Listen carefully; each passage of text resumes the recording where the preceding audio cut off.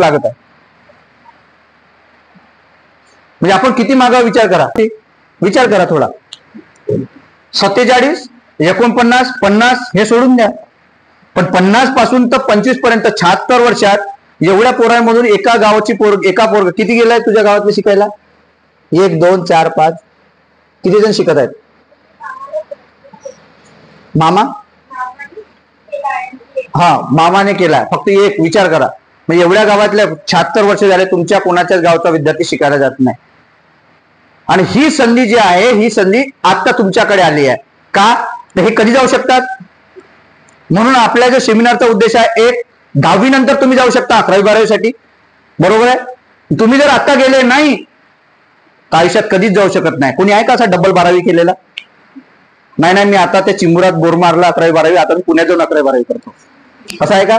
नाही. कारण तुम्हाला माहित आहे वेळेला महत्व, बरोबर आहे की नाही? वेळेला महत्व आहे की नाही आहे? तुम्ही जर त्यावेळेला फॉर्म भरला नाही, तो फॉर्म भरून निघून गेला, तर तुम्हाला ऍडमिशन कुठं करायला लागते? चिमुरातच. आणि त्याच्या मागचं कारण काय? अज्ञानता, की त्याबद्दल आपल्याला माहिती नव्हती. म्हणून आपण हा सेमिनार ऑर्गनाईज केलेला आहे 10वी 12वीच्या पोरांना. का? तर इथून तुमच्याकडे रिझल्ट लागेपर्यंत तुमच्याकडे किती महिने आहेत? किती महिने आहेत? अरे एप्रिल आणि 15 मे पर्यंत तुम्ही रिझल्ट लावणार आहे. शासनाने घोषित केलं 15 मेच्या अगोदर आम्ही सर्वांचे रिझल्ट लावणार आहोत. मार्कशीट नंतर देतील ते, पण तुमचे रिझल्ट 15 मे पर्यंत. म्हणजे तुमच्याकडे किती महिना आहे? तर 1.5 महिना आहे. एप्रिलचा पूर्ण आणि ते 15, आणि हे आता राहिलेले 5-7 दिवस, बरोबर आहे की नाही? या एवढ्या दिवसांमध्ये तुम्हाला डिसाईड करायचं आहे. तुमची मम्मी असेल तर मम्मीला कन्व्हिन्स करायचं आहे, मामा असेल तर मामाला कन्व्हिन्स करायचं आहे जर शिकायला जायचं असेल तर. ही संधी आहे तुमच्याकडे, तुमच्या पिढीतील पहिला बाहेर जायसाठी, तुमच्या गावातील पहिला बाहेर जायसाठी, बरोबर आहे, तुमच्या तालुक्यातून पहिला बाहेर जायसाठी, बरोबर आहे. ही संधी तुमच्याकडे असते, समजलं का? आणि ह्याच कारणामुळे आपण शिकायला जात नाही. का? हे सेफ झोन असते, या गोष्टी आपल्या पोरांना माहीत नसतात. मग याच्यावर उपाय नाही आहे का? उपाय आहे, आणि तेच उपाय आपण तुम्हाला सांगणार आहोत. उपायासहित कुठं कुठं काय करायचं आहे, त्याचा फायदा काय असणार आहे. कारण सर्वजण शिकत असतात. शिक्षण कशासाठी घेतात? शिक्षणाची डेफिनेशन माहिती आहे का तुम्हाला? शिक्षण सांगा, शिक्षणाची व्याख्या माहिती आहे का? शिक्षण कशासाठी घेते? तुम्ही म्हणणं गुरुजी बिरजीने सांगितलं असेल ना. सर्व शाळा आहे, जिकडे तिकडे कॉलेजेस आहेत, हे ते शिक्षक नेमकं कसे आहेत? नोकरीसाठी आहे का? तुमचं काय मत आहे? पोटासाठी आहे का? सांगा. अरे सांगा ना, बोला ना रे. काही उत्तर चुकलं तर चालतं, इथं थोडी मारणार आहो मी लहान पोरांना मारतो, तुमच्या एवढ्या पोरांना नाही मारत. सांगा. सांगा ना, शिक्षण कशासाठी आहे?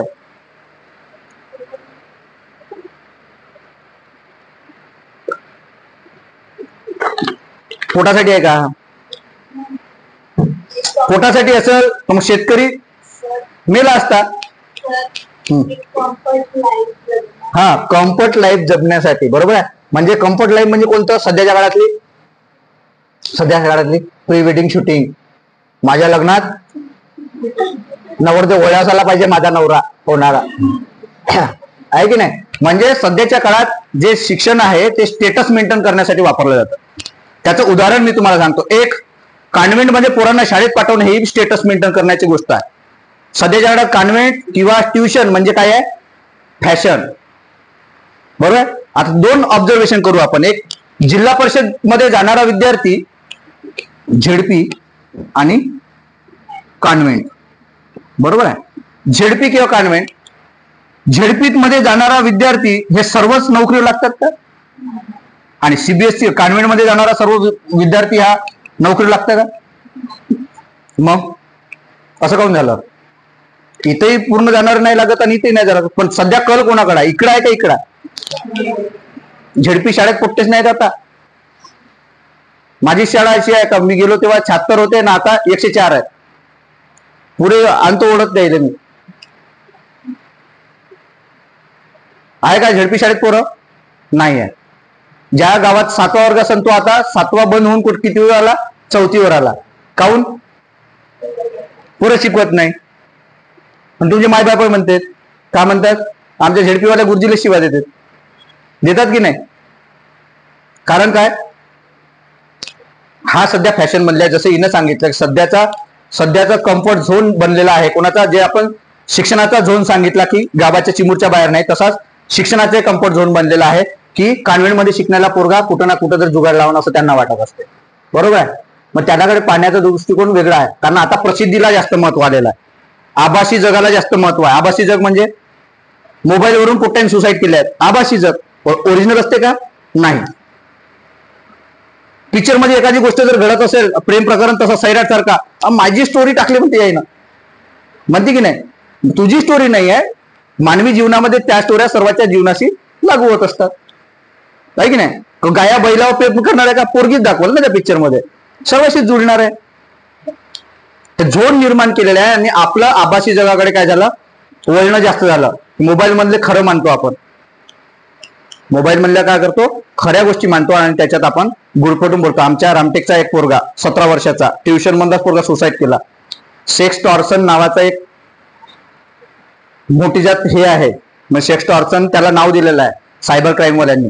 जे मोबाईलवरती तुम्ही फोटो टाकता ना, FB वर टाकता की नाही, इंस्टा मी बहुत सुंदर दिसतो असं दिसतो, आणि त्याच्यामुळे तुम्हाला माहिती आहे असे ऍप आलेले आहेत की तुम्हाला त्या ऍपनं काही बी करू शकतात, आहेत की नाहीये. आणि आपण आपल्या स्वतःला एवढं हुशार समजतो की बहुत जास्त, कोणताही ऍप आला तरी मस्त आहे, मैत्रिणीनं पाठवला ऍप डाउनलोड कर हवाला, चालले अलाव करत करतो की नाही. ते करणं म्हणजे काय होते, तुम्ही संमत आहे असं होते. आणि केल्यावर तुमचं मोबाईल नंबर कोणाशी अटॅच असते, कशाची असते, मोबाईल नंबर कशाची अटॅच आहे तुमचा, एक पहिला आधार असते की नाही, आधारशी अटॅच असते. आधार नंतर आधार तुमच्या बँकेला अटॅच असते, बरोबर आहे. बँकेला अटॅच असते नंतर तुम्हाला कशाच असते, गुगल मेलशी अटॅच असते तुमचा, असते की नाही. मेलशी तर असतेच असते. आणि पूर्ण जागी तुम्ही जिथं जिथं मोबाईल घेता तिथं तिथं तुम्ही का टाकता, मोबाईल नवीन घेतल्यावर का टाकला तुम्हाला, मेल ID टाकता की नाही, मोबाईल नंबर टाकता की नाही. आणि तुम्ही कोणता मोबाईल नंबर देता, तुमचा सर्व ओरिजिनल देत असता. विचार करा, आधार कार्ड मध्ये काय आहे, काय आहे आधार कार्ड मध्ये, तुमचे डोळे आहे का नाही, तुमचे आहे का नाही, अजून काय आहे, डोळे आहे, फिंगरप्रिंट आहे तुमचे, बरोबर. आणि तुमचं सर्व माहिती तिथं आहे, बरोबर. आणि ते तुम्ही गुगलला जोडता आणि गुगलवर सर्व माहिती तुमची जात असते. आणि आलेला प्रत्येक ऍपला तुम्हाला गुगल टाका लागते.